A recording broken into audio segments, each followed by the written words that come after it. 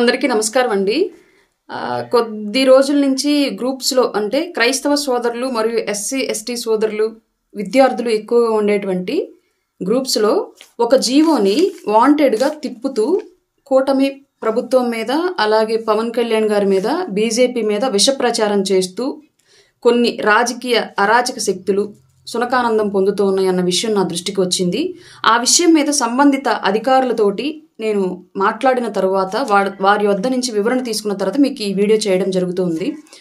అక్రమంగా కట్టినటువంటి చర్చిల మీద విచారణ జరిపి చర్చిలను కూల్చివేయండి అని చెప్పేసి ప్రభుత్వం ఒక జీవో ఇచ్చిందని చెప్పేసి ఆ జీవోను జత చేసి కింద కూటమి మీద, పవన్ కళ్యాణ్ గారి మీద, బీజేపీ పార్టీ మీద విష చిమ్ముతూ చాలామంది వైసీపీ ఫాలోవర్సు, అలాగే యాంటీ కూటమి పార్టీలు వీళ్ళందరూ కూడా కొంత విష ప్రచారం చేస్తూ ఉన్న విషయం నా దృష్టికి వచ్చిందండి. దాని మీద నేను సంబంధిత అధికారులు ఎవరైతే ఇక్కడ Panchayati Raj commissioner PR and RD వారి తరపున అని చెప్పేసి ఆ జీవోల కింద ఉందో నేను ఆ పంచాయతీరాజ్ శాఖ అధికారులను అలాగే సంబంధిత కమిషనర్ వారిని సంప్రదించిన తర్వాత వారి వద్ద నుంచి తీసుకున్నటువంటి క్లారిఫికేషన్ మీ ముందుంచుతున్నానండి.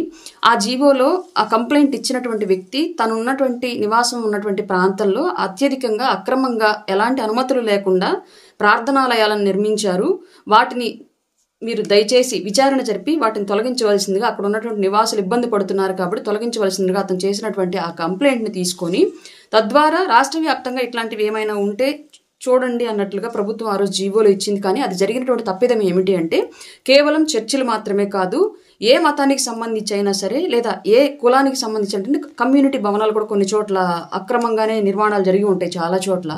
అట్లాంటివి కూడా అసలు ఏదైనా అనుమతి లేకుండా ప్రభుత్వం అనుమతి, అలాగే సంబంధిత నగరపాలక సంస్థ లేదంటే గ్రామ పంచాయతీ వారి యొక్క అనుమతులు లేకుండా నిర్మాణాలు జరిగినటువంటి అన్ని భవనాలను మీరు ముందు కూలంకుషంగా విచారణ జరిపి తద్వారా తదుపరి చర్యలు చేపట్టండి అని చెప్పేసి రావాల్సినటువంటి జీవోలో అతను కేవలం చర్చలకు సంబంధించి కంప్లైంట్ చేయడం మూలంగా ఆ జీవోలో అదే పదం వాడి ఆ జీవోను రిలీజ్ చేశారు.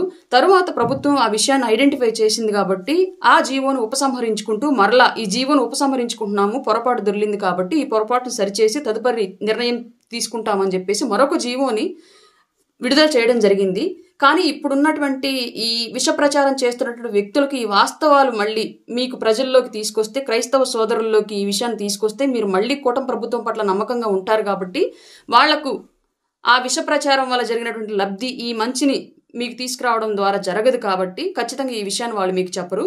ఆ జీవోను ఉపసంహరించుకోవడం జరిగింది. క్రైస్తవ ప్రార్థనాలయాల జోలికి మాత్రమే వెళ్ళమని ఉన్నటువంటి ఆ జీవోలో తప్పిదం జరిగింది కాబట్టి ప్రభుత్వం ఆ తప్పును ఐడెంటిఫై చేసుకొని ఆ జీవోను వాపస్ తీసుకుంది. రానున్న రోజుల్లో దీని మీద విచారణ జరిపి అక్రమ నిర్మాణాలు చేపట్టినటువంటి ప్రతి భవనం మీద, అది నగరపాలక సంస్థ, పంచాయతీరాజ్ పరిధిలో ఉన్నదా, వీటన్నింటి మీద కూడా మళ్ళీ విచారణ జరిపి చర్యలు తీసుకుంటారు, తదుపరి చర్యలు. కానీ ఇక్కడ ఒక విషయం మీరు గమనించాలి.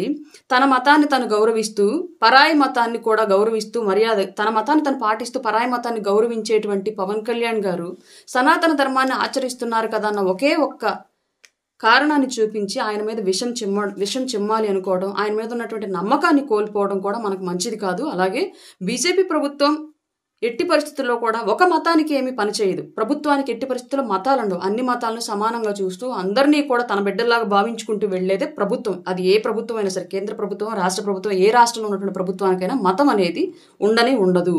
ఆంధ్రప్రదేశ్ ప్రభుత్వానికి అస్సలు లేదు. అన్ని మతాలను కూడా సమానంగా చూస్తూ అందరి అభివృద్ధి కోసం పనిచేసేదే ఇక్కడ మన ప్రభుత్వం. పవన్ కళ్యాణ్ గారు పూర్తిగా చెప్తున్నాను ఈ విషయాన్ని నేను. ఆయన తన మతాన్ని ఎంత శ్రద్ధతో ఆచరిస్తారో అంతే శ్రద్ధతో ఇతర మతాలను గౌరవిస్తారు. మీకు ఆల్రెడీ తెలుసు, ఆయన యొక్క భార్య సతీమణి గారు కూడా క్రైస్తవ మతాన్ని ఆచరించేటువంటి మహిళే అన్న విషయం మీకు అందరికీ తెలుసు. కాబట్టి ప్రత్యేకించి రాజకీయ లబ్ధి కోసం చిమ్ముతున్నటువంటి ఈ విషయాన్ని మీరందరూ గమనించి తిప్పికొట్టవలసిందిగా క్రైస్తవ సోదరులందరికీ మనవి చేసుకుంటున్నాను. కూటమి ప్రభుత్వం తరపున, పవన్ కళ్యాణ్ గారి తరపున, బీజేపీ తరపున కూడా. నమస్కారం.